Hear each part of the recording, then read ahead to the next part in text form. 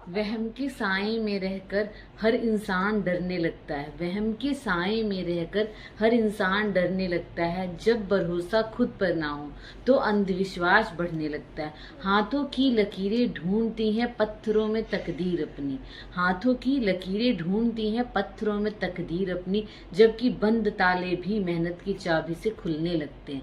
नमस्कार दोस्तों, स्वागत करती हूँ मैं आपका अपने चैनल सीमा की उड़ान में।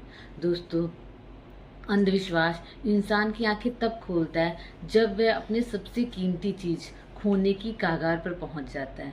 सही वक्त पर जागिए, क्योंकि जिंदगी टोटकों से नहीं, सही फैसलों से चलती है। दोस्तों, आज की कहानी एक ऐसे युवक की है जिसने अंधविश्वास के आगे अपने पूरे परिवार, अपने माता पिता की जान लगा दी, दांव पर लगा दी। ये कहानी है एक युवक रमेश की, जो अपने माता पिता, पत्नी और पुत्री रुद्रिमा के साथ गांव में रहता था।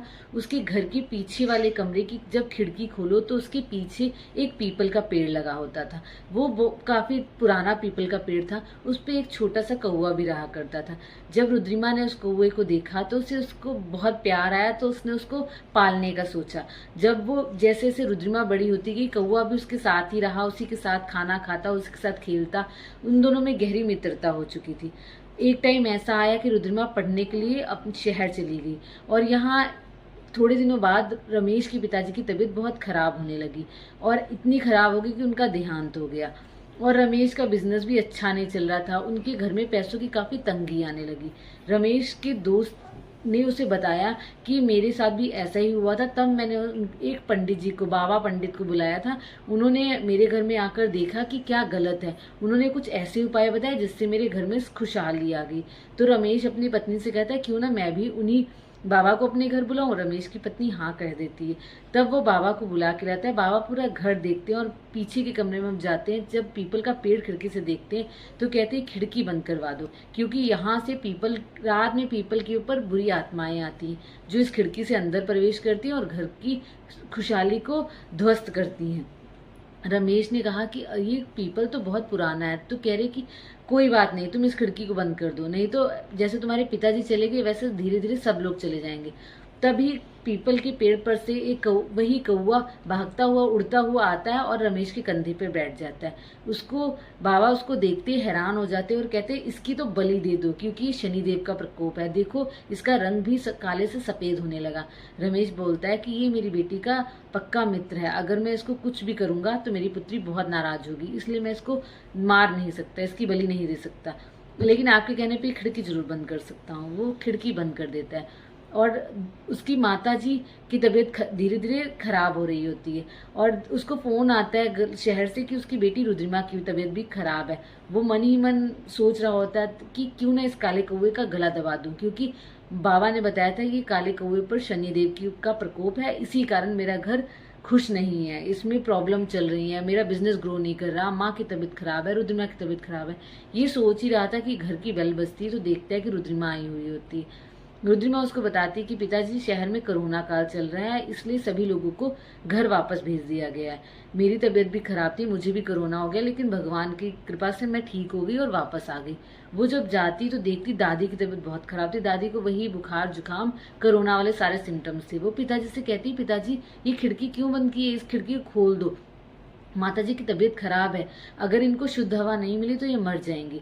तो रमेश बताता है कि बाबा ने खिड़की बंद करवाई है। वो कौवे की बलि देने के बारे में भी बताता है, लेकिन रुद्रिमा बहुत गुस्से होती, कहती नहीं, मैं अपने कौवे को कुछ नहीं होने दूंगी, पिताजी खिड़की खोल दीजिए। लेकिन उसके पिताजी नहीं मानते। उसके पिताजी खेतों में काम करने के लिए कुछ दिनों के लिए बाहर जाते हैं। इतने में ही उसकी दादी की तबीयत को खराब देखते हुए उसकी माता, रुद्रिमा की माता और रुद्रिमा मिलकर खिड़की को खोल देती है, जिससे शुद्ध हवा आती है और माता की तबीयत भी सही होने लगती है। लेकिन जैसे ही रमेश घर में आता है, वो खिड़की को खुला देखकर बहुत गुस्सा होता है। वो कहता है कि क्यों अपना सर्वनाश करने में तुली है। वो बाबा जी को बुलाता है। बाबा जी फिर से यही बात कहते हैं, खिड़की बंद कर दो और कौवे को मार डालो। क्यों? माता जी अचानक खड़ी हो जाती है और बोलती कि नहीं, ये खिड़की मैं बंद नहीं होने दूंगी, इसी खिड़की खुलने और ताजी हवा आने से मेरी तबीयत में सुधार हुआ है। और रुद्रिमा बताती है कि पिताजी, इस काले कौवे पे कोई शनि का प्रकोप नहीं, बल्कि इसको एक बीमारी जिसको ल्यूजिमा बोलते हैं, उसी कारण इसका रंग काले से सफेद हो रहा है, लेकिन अगर इसका इलाज करेंगे ये धीरे धीरे सही हो जाएगा। तब रमेश की पत्नी और माताजी रमेश पे गुस्सा होती है और उस बाबा को बाहर भगा देती। तब रमेश को बुद्धि आती कि सच में ये सही कह रही है। खिड़की खुलने से माताजी की तबीयत में काफी सुधार हो गया था, वो चलने फिरने लगी थी।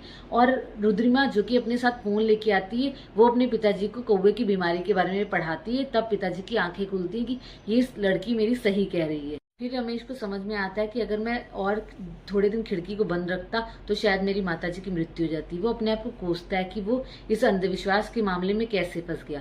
दोस्तों, अंधविश्वास अक्सर हमारी जिंदगी के उन रास्तों और खिड़कियों को बंद कर देता है जहाँ से तरक्की और समझदारी की ताजी हवा आनी होती है। याद रखिए, डर के बंद कमरों में सिर्फ घुटन होती है। अपने दिमाग की खिड़कियों को खोलिए, क्योंकि सच का सामना करने से कभी किसी का बुरा नहीं होता।